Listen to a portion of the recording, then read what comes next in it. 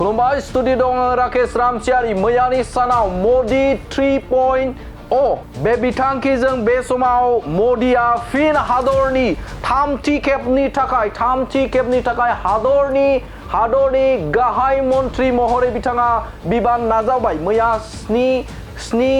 रिंगा थामहिनबा बेलासेनि 7 रिंगा 15 मिनिट बे 15 मिनिटाव हादरनि गाहाय मन्त्रि महरै बिथाङा समायखिरा लाबाय आरो बिथांजों लोगोसेनो गोबां इउनियन काउन्सिल मिनिस्टार महरै गोबां दैदेनगिरिफोरानो बे समाव समायखिरा लादों आरो बे समायखिरा लाखांनायनि उनाव बिथांमोननि जे सोर बबे बिफानाव बिथांमोनखौ बे समाव मिनिस्टार महरै थामहिनबा मन्त्रि महरै बे समाव सायख'नाय जादों बेनि रोखा नङामोन नाथाय 21 घन्टानि उनाव जोंनि आखायाव फिन बे समाव जोंनि आखायाव बिथांमोननि जे सोर बबेहाय बबे बिफानाव मोननो हादों बे समाव नोंथांमोननो बड'लेण्ड बुब्लिनि गेजेरजों फारि खोन्थागोन सोर साबेसे बबे बिफानाव बिथांमोना बे समाव मोननो हाखो मिनिस्टार थामहिनबा बे समाव मन्त्रि मोननो हादों बे समाव नोंथांमोननो बड'लेण्ड बुब्लिनि गेजेरजों डिसप्लेनि हेफाजाबजों बे समाव नोंथांमोननो गिबिसिन फोरमायगोन बे समाव मोनसे गिदिर खौरां बिग ब्रेकिं निउज नोंथांमोननि गेजेराव बे समाव फोरमायनो नागिरदों सोर बबे बिफानाव थामहिनबा बबे बिफानाव बिथांमोना बे समाव मिनिस्टार मोननो हादों बे समाव नोंथांमोननि गेजेरजों बड'लेण्ड बुब्लिनि गेजेरजों बे समाव फोरमायगोन बे समाव नोंथांमोना नुनो मोनदों Shri Rajnath Singh minister of defence बिथांखौ फिन आरोबाव राजनाथ सिंह बिथांखौ मिनिस्टार अफ डिफेन्स बिथाङा बे समाव बिबान मोनबाय आरो बेनि अनगायै अमित शाहखौ मिनिस्टार अफ होम एफेयार्स एन्ड मिनिस्टार अफ क'अपारेसन बिथाङा फिन आरोबाव होम मिनिस्टार महरै बिथाङा बे समाव बिबान नाजावबाय थामहिनबा मोननो हाबाय आरो बेनि अनगायै नितिन जयराम गडकरी बिथांखौ minister off road and transport and highway बिथांखौ फिन आरोबाव minister off road and transport and highway बे बिफानाव दोनफिनदों आरो गुबुन फारसेथिं जगत प्रकाश नड्डा बिथांखौ बे समाव minister of health and family welfare and minister of chemical and fertiliser बे बिफानाव बिथांखौ फिन होफिननायखौ नुनो मोनदों गुबुन फारसे नोजोर होयोब्ला शिवराज सिंह चौहान बिथांखौ minister of agriculture and farmers welfare and minister of rural development बे बिफानाव बिथांखौ शिवराज सिंह चौहानखौ बे समाव होनाय जादों आरो गुबुन फारसेजों निर्मला सीताराम बिथांखौ बे समाव minister of finance and minister of corporate affairs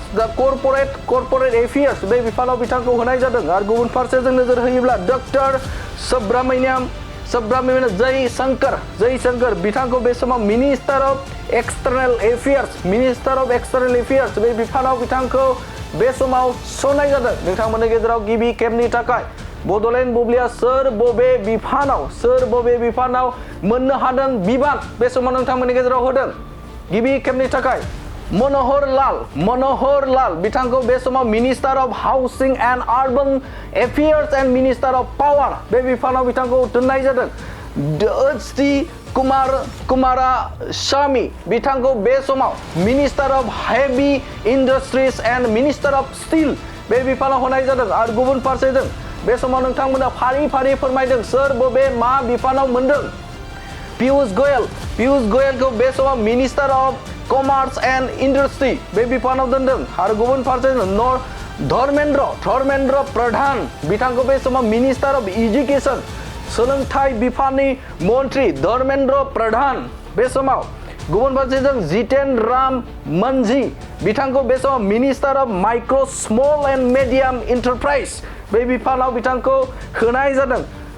गुबुन फारसेजों राजीव रंजन सिंह एलाइस लल्लन सिंह बिथांखौ बे समाव minister of panchayat raj and minister of fisheries animal husbandry and dairying बे बिफानाव बिथांखौ होनाय जादों राजीव रंजन सिंह एलाइस लल्लन सिंह बिथांखौ बेनि उनाव सर्बानन्द सोनोवाल आसामनिफ्राय सर्बानन्द सोनोवाल बिथांखौ बे समाव मिनिस्टार अफ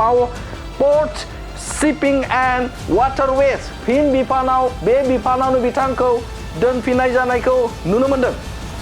बेनि उनाव दङ डॉक्टर वीरेंद्र कुमार वीरेंद्र कुमार बिथांखौ बे समाव minister of social justice and empowerment बिथांखौ बे बिफानाव होनाय जादों नंगौ नोंथांमोननि गेजेराव बड'लेण्ड बुब्लिनि गेजेरजों सोर मा बे बिफानाव मोननो हादों मिनिस्टार बे समाव नोंथांमोननि गेजेराव बड'लेण्ड बुब्लिनि गेजेरजों फोरमायदों मैयानि सानाव समायखिरा लादोंमोन नाथाय समायखिरा लाखांनायनि उनाव बिथांमोननो बबे सोरखौ बबे बिफानाव होनाय जागोन बेखौ रोखा फोरमायाखैमोन नाथाय बे समाव 21 घन्टानि उनाव बे समाव जों मोननो हादों जे सोर बबे बिफानाव मोननो हादों मिनिस्टार बे समाव नोंथांमोननि गेजेराव बड'लेण्ड बुब्लिया थोंजों होगासिनो बे समाव किंजरपु राममोहन नायडू किंजरपु राममोहन नायडू बिथांखौ मिनिस्टार अफ सिविल एभिएशन बे बिफानाव होनाय जादों आरो बेनि उनाव नुनो मोनदों नोंथाङा प्रहलाद जोशी बिथांखौ minister of consumer affairs food and public distribution and minister of new and renewable energy बे समाव बे बिफानाव बिथांखौ होनाय जादों गुबुन फारसे जवाहरलाल लाराम बिथांखौ बे समाव मिनिस्टार अफ ट्राइबल एफेयर्स बे समाव बिथांखौ बे बिफानाव होदों गुबुन फारसेजों गिरिराज सिंह बिथांखौ minister of textile Giriraj Singh बे समाव नुनो मोनदों नोंथाङा आश्विनी वैष्णव बिथांखौ बे समाव minister of railways minister of information and broadcasting and minister of electronic and information technology बे बिफानाव बिथांखौ होनाय जादों ज्योतिरादित्य एम सिंधिया बिथांखौ बे समाव मिनिस्टार अफ कम्युनिकेशन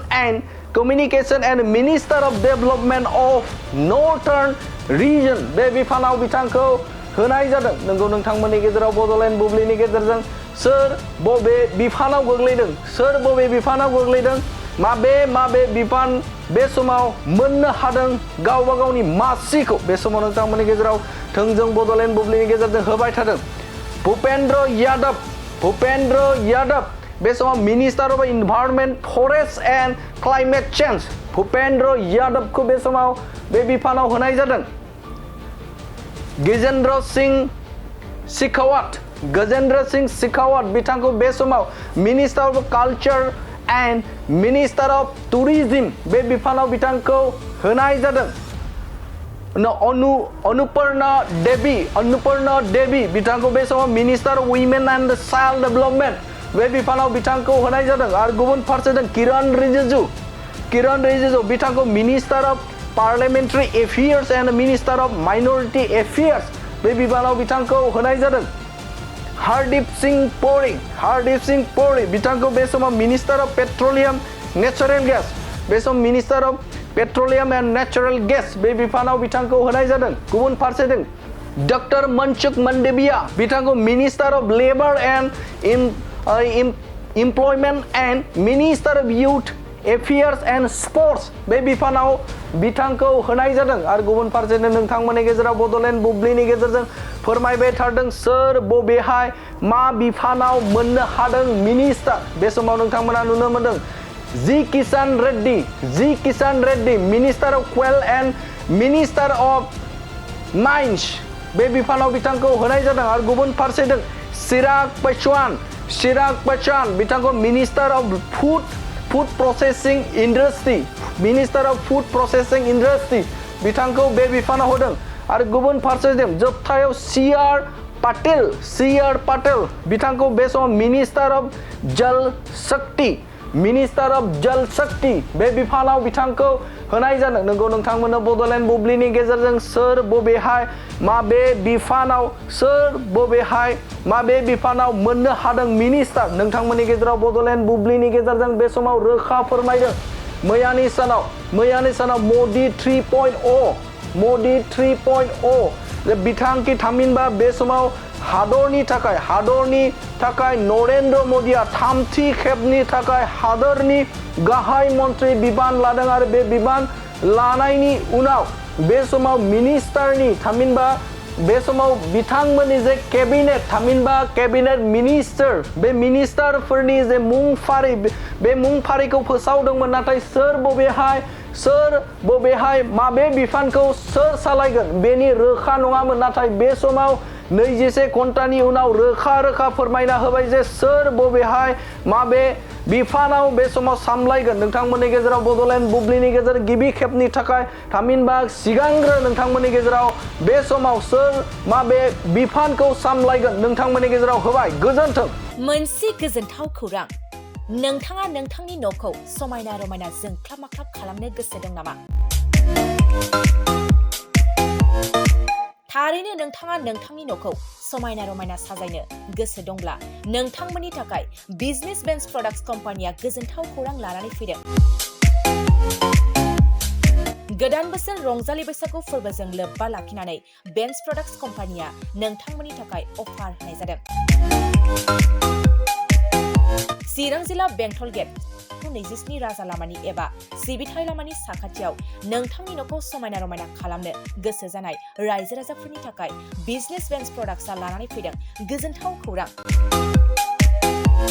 पलिग्रेनाइट WPC एबा PVC wooden flooring wallpaper steel roofing soffit ceiling बायदि गाबनि न' साजायग्रा खम बेसेनावनो नोंथांमोना बायनानै लांफैनो हागोन बेनि अनगायैबो नोंथाङा गोबां बाथ्रा मिथिनो थाखाय नैबे 8474015053 जानबुं नम्बरनि गेजेरजों नोंथाङा फन खालामनानै मिथिनो हागोन